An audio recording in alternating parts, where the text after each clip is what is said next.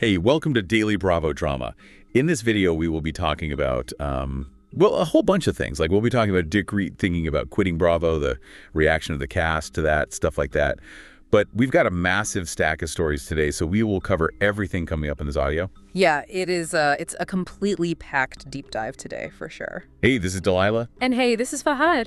Welcome to Reality TV Audio Podcast, where we break down the latest in reality TV every day. Every single day, because, I mean, the internet literally never sleeps. No, it does not. So today, we are pulling from a bunch of dispatches from Reality Blurb, all from June 6, 2026, and we are covering fallout from, like, RHORI, The Valley, Atlanta, Summer House, Beverly Hills, and Vanderpump Rules. Right. But, you know, our mission for this deep dive isn't just to, like, recap who yelled at who at a dinner party. We really want to examine what I call the anatomy of reality TV spin. Oh, I like that. Yeah, it's basically the exact mechanisms these stars use to aggressively attempt to control their own narratives, like fighting the dreaded bad edit or battling fan theories the absolute second the Bravo cameras stop rolling. Right, because usually when we watch a movie or a play, there's this, like, unspoken agreement. You know, you sit in the dark, the curtain goes up, and you just watch the finished product. Exactly. You don't see the actors backstage fighting with the director. Right. You don't see them crossing out lines while the show is happening. But in modern reality TV, the narrative landscape is just absolute chaos. Total chaos. So let's unpack this from the ground up. I want to start with the most viral trending news first to really hook you guys. Let's start with what I'd call the micro war. Okay, the micro war. Yeah, where a star fights directly with just like an anonymous viewer over one single moment. We were heading to the Real Housewives of Rhode Island with Rula Pontarelli. She's 46, and her husband, Brian, who is 49. And we have to give the baseline context here because it is so critical. Oh, absolutely. Brian is currently in the middle of suing his alleged mistress, Beth Walker, for breach of contract. So this completely wild. So tensions are already, like, sky high for them. Every single public move they make is under a total microscope. Right. And that existing pressure cooker really explains what happens next. So a fan sends an anonymous tip to the All About TRH Instagram account. They claim they sat behind Rulon and Brian at dinner in Little Rhodey. Okay. And the fan describes the whole interaction as awkward and off, basically saying it didn't look like a real relationship at all. But the really crucial piece of evidence this fan presents is that it was weird with, like, multiple Ds that they left the restaurant in two different cars. Oh, the separate cars. I mean, in the language of reality TV fandom, that is a direct accusation. It's basically saying your marriage is entirely staged for the cameras. Totally. And Rula refuses to let this slide. She drops into the Instagram comments with this massive, super detailed clapback. Of course she does. She claims they were happily toasting drinks, conversing privately, and then she explains the separate cars by saying they came from separate meetings and had to, you know, carry on with their busy days. Right, the busy day defense. Yeah. She specifically highlights that they have, quote, multiple businesses and obligations, and then she just goes for the jugular. She accuses the fan of looking for attention and stirring the pot to get likes. You know what's fascinating about this? Look at how she escalates the defense. She isn't just defending a Tuesday night dinner. Right. She is defending the entire foundational premise of her storyline. She even explicitly used the word reality, in all caps, in her response, telling the fan they didn't want to capture the true reality. It's honestly like running for political office. Like, you are under such hyper-surveillance that even running separate errands in two vehicles becomes a massive conspiracy theory. Yeah, you can't even run to Target without it being a plot point. But, okay, here is my question for you on this. Engaging with anonymous fans in the comments, it feels like a trap. Doesn't responding just amplify the rumor? 100% it does. Right. Because if she had ignored it, maybe 50 people see it. But by dropping a multi-paragraph defense explaining their daily business schedules, she turned it into headline news. Well, that instinct to over-explain, it really reveals the psychology of these stars. I mean, PR 101 traditionally says you never punch down to amplify trolls. Never. But the reality TV ecosystem, it's totally conditioned them to believe that silence equals guilt. In their minds, if a fan theory takes root on a Friday, producers are going to use it as the main storyline on Monday. Oh, wow. That makes so much sense. Right, so they feel this frantic need to kill the narrative in the crib, but the flaw is, the second you bring your daily itinerary into an Instagram comment section, It just signals that you were deeply panicked. exactly, it reeks of panic. Okay, so if fighting over car arrangements is petty, What happens when a star is forced to put their literal bank account on trial? The bank account defense, this is messy. Very. Let's shift over to the Valley. We've got Brandon Hansen out here fighting for his life against the deadbeat edit. This one takes the PR spin into a totally different realm because it involves hard financial numbers. He's attempting to use pure logic to win a highly emotional argument with the fans. Let me set the timeline for you guys. So Brandon started dating Brittany Cartwright, who was 37 last summer. This was right after her really messy split from Jax Taylor, who was 46. Right. And since then, fans online have been relentlessly calling Brandon lazy and a deadbeat clout chaser. So Brandon takes to, formerly Twitter, to lay out his defense. And he brought receipts. He really did. He explains that Brittany, who he cleans out as a millionaire, offered to pay him a week's worth of his salary. This was so he could use his PTO, his paid time off from his full-time job, to care for her after her mommy makeover surgery. Yeah, and just to clarify for those who might not know, a mommy makeover usually refers to a combination of cosmetic surgeries, often done post-pregnancy. Yeah. And it requires a very intense, physically demanding round-the-clock recovery period. She wouldn't have been able to do anything herself. Exactly. So she needed serious help, rather than hiring a professional caretaker. So Brandon literally states on X that this money she paid him covered his rent and put food on the table for his kids. He also adds that he is a small business owner. Which is an interesting detail to throw in. Definitely. And he clarifies that they actually broke up in November. He says they are just friends in private now, and this is the big linchpin. He wasn't paid a dime by Bravo to appear on The Valley. He says he drove to LA weekly, completely unpaid, just to see her. He's literally attempting to logically map out a financial transaction for the Bravo audience. He's presenting a spreadsheet, like, look at my PTO, look at the gas money, look at my rent. It's so funny because it reminds me of trying to win an emotional argument in a relationship using logic. Yeah. Like when you tell your partner you feel unappreciated, and they immediately start listing the exact dates and times they emptied the dishwasher. Yes, that is the perfect analogy. I mean, I understand the math Brandon is doing. I do. Yeah. And yet, taking rent money from a millionaire you just started dating on a reality show is always going to look terrible to viewers, right?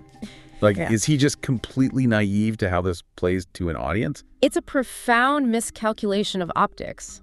In the court of public opinion, optics always trump spreadsheets. The audience isn't doing the calculus on his lost wages. No, of course not. They just see a new guy on the scene accepting cash from a vulnerable star recovering from major surgery.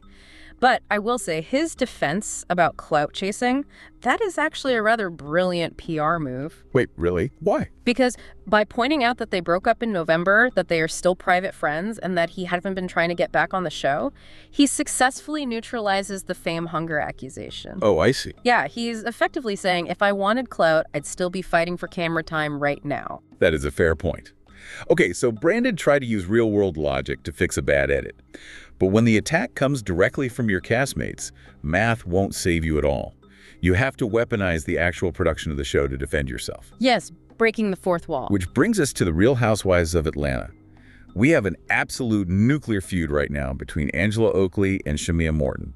For context, SHAMEA works as an in-game host for the Atlanta Hawks. And this feud, it represents the exact moment the PR war moves from defense to an active, scorched earth offense. Literally. So Angela drops this massive accusation while the cameras are rolling. She claims SHAMEA is sleeping with Hawks and Falcons NBA players. And she brings her husband into it. Right. Angela says her husband, former NBA player and coach Charles Oakley, saw SHAMEA's, quote, A in the street. The preview for the episode is just pure chaos. Portia Williams literally leaves the room to avoid the drama because SHAMEA used to be her best friend. Yeah, Portia wanted no part of that. None.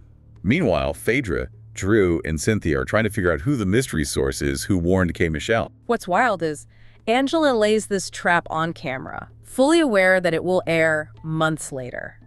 It gives the rumor all this time to calcify in the minds of the cast. Exactly. And the absolute second the preview airs, SHAMEA hits Instagram for the counterattack. Yeah. She calls it diabolical that Angela would use the Oakley name to claim SHAMEA slept her way to the top. Diabolical is such a good word choice. It really is.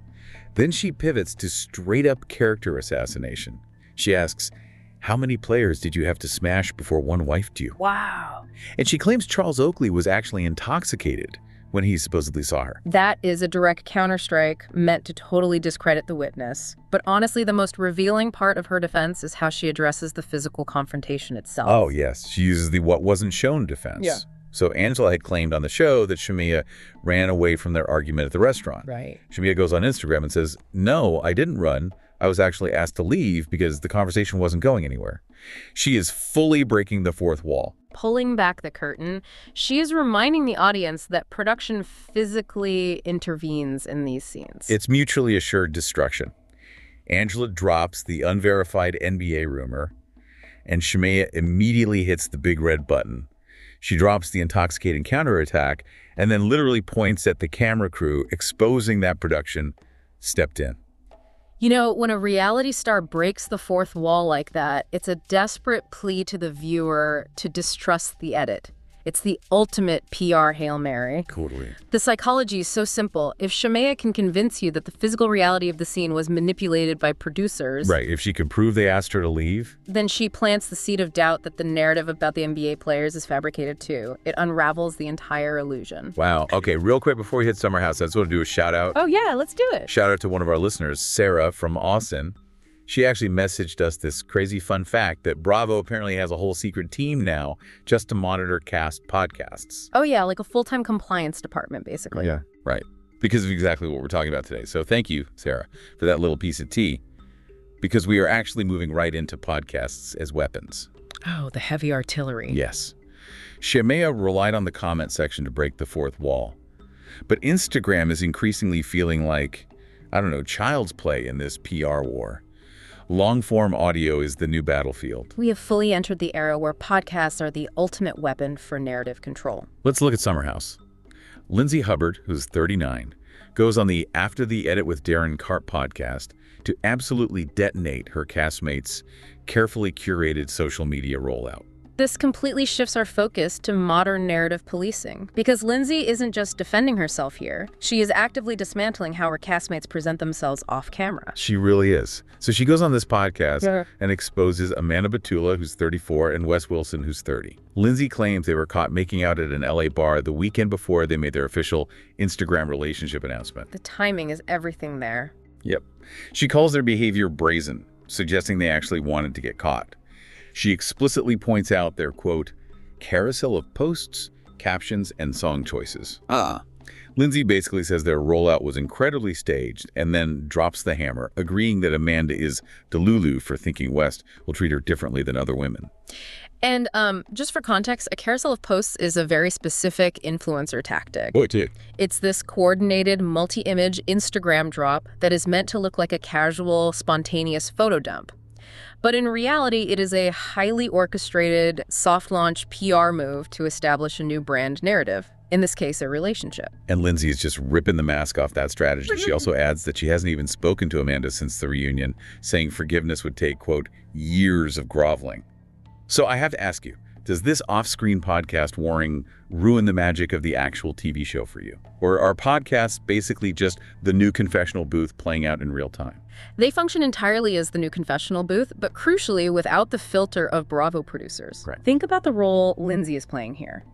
She is critiquing their Instagram strategy, the carousels, the song choices, as if she's a PR executive reviewing a failed marketing campaign. It's so true. The reality show is no longer just what happens in the summer house. The show has expanded into a meta-commentary about the social media strategy of the castmates. It's reality TV eating itself. Lindsay is using the podcast to position herself as the omniscient narrator. She's basically saying to the audience, I see the strings you're pulling, and I'm going to cut them. And podcasts offer this long-form, unedited space. You just cannot achieve that level of nuanced deconstruction in a short X post or an Instagram caption. It allows the star to completely control the pacing and the tone of a narrative takedown. Okay, so Lindsay used the podcast offensively, right, to rip apart someone else's rollout. But what happens when you're backed into a corner and need that exact same audio space defensively? Then you get the retroactive narrative framing. Yes. Over in Beverly Hills, our HOBH star Amanda Francis, who is 41, is doing some heavy damage control on her own storyline. She goes on the Vial Files podcast with Nick Vial. She is attempting to rewrite both her professional and personal history simultaneously, and this is months after the events actually occurred. Right. So first, she reacts to her castmate Bozoma Boz St. John calling out Andy Cohen. At the reunion, Andy apparently questioned Bozoma's job history. Right, which was a huge deal online. Huge. So Amanda claims Andy was just confused, not questioning Boz's success as a woman.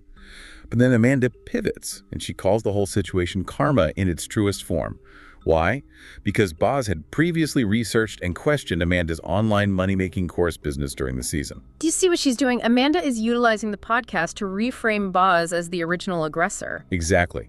And Amanda claims she didn't even realize there was a narrative forming against her business until the cast trip to Italy, which, frankly, blows my mind. Oh, I have thoughts on that. I bet you do. But wait, she doesn't stop there. She also uses the podcast to defend her marriage to Eddie Sivaslavsky. They are getting married on October 10th, 2026. And she aggressively denies the homewrecker rumor that she broke up his first marriage. Right, she had to get ahead of that. She clarifies they were already separated and that COVID simply delayed the official divorce paperwork, which, to be fair, Eddie actually confirmed. And do you know what her one stated regret from the season was? Oh, bragging about her designer duds, which she initially thought was just, like, cute and funny. Right. But I have to propose a theory on her timeline here. Amanda says she didn't realize the narrative against her business until they hit Italy. How do these hyper-aware women who study each other like chess opponents go months of filming without realizing they are the target of a storyline? It makes no sense. Well, this is where the retroactive framing comes in. You know, during filming, they operate in a bubble of isolated one-on-one lunches and group dinners. They don't see the private confessional interviews where the other women are plotting. So Amanda's claim that she didn't know until Italy is her way of positioning herself as the innocent victim of a sneak attack. Okay, I see that. By going on a podcast now, she is taking real-time fan feedback from the reunion and using it to spin the karma narrative. She is literally putting a new filter over an old memory to make herself look vindicated. That is so calculated.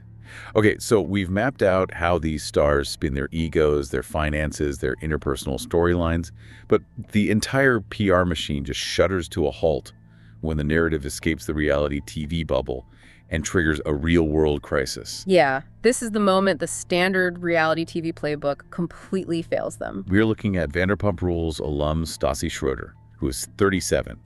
She is facing massive online backlash over her diet to prepare to walk in the Sports Illustrated swimsuit show, which she walked alongside heavy hitters like Bethany Frankel and Molly Sims. This is a huge deal. Massive.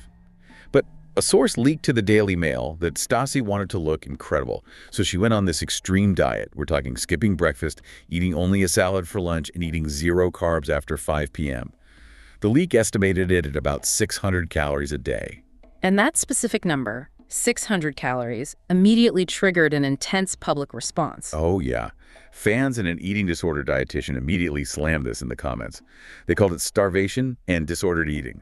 They said 600 calories is dangerously too low to be normalized, especially pointing out that she is a mother to a young daughter. Right, the stakes are so much higher there. Exactly. And for context, Stassi has previously shared her normal diet. She does intermittent fasting. It's usually a Celsius energy drink, no breakfast, a salad, a snack before 6 p.m., and sometimes wine. But here is the kicker. Unlike every other star in this deep dive who frantically clapped back or broke the fourth wall or went on a podcast tour, Stassi has remained completely silent. Yes, completely silent regarding this criticism. That silence is a profound shift in behavior compared to everything else we've analyzed today. Throughout this entire deep dive, every single star has aggressively defended themselves, right? Rula wrote an essay about separate cars. Brandon shared his PTO math. Why is Stassi choosing total silence here? Is there a point where trying to spin a story actually makes it worse? Absolutely. Because when the narrative shifts from petty interpersonal drama to serious conversation about public health and safety, the spin machine becomes a huge liability. Makes sense. If she claps back and defends the 600 calories, she risks becoming a villain promoting starvation. But if she denies it and blames the Daily Mail source, she invites investigative scrutiny into her actual eating habits, dragging out the news cycle for weeks. Right, which you never want. Exactly. Crisis PR dictates that when you are accused of something genuinely harmful and there is no logical win in the argument, silence starves the fire of oxygen. She is making a very calculated gamble that the internet outreach cycle will just move on to someone else if she refuses to feed it with a response. It's a stark contrast. In a landscape filled with podcasts and Instagram essays, the silence is actually the loudest PR strategy we've seen today. Pulling all of these sources together, I think the core takeaway is undeniable. Reality TV isn't just a 45-minute broadcast that airs once a week anymore. That era is completely dead. R.I.P. It is a relentless 247 ecosystem. The real game is a constant PR war fought in the trenches of Instagram comments, X posts, and podcast microphones. The stars are playing this complex game of multidimensional chess where they are trying to manipulate the audience, outmaneuver their castmates, and battle the editors, all at the exact same time. Which leaves us with a truly wild thought to ponder.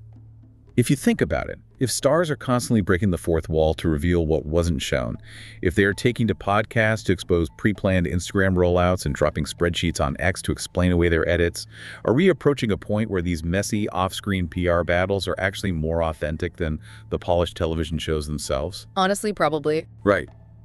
Like, if the real drama, the true, unfiltered human panic and calculation happens in the podcast studio and the Instagram comments, do we even need the Bravo cameras anymore? It really seems like the backstage dressing room has finally become the main stage. It totally has.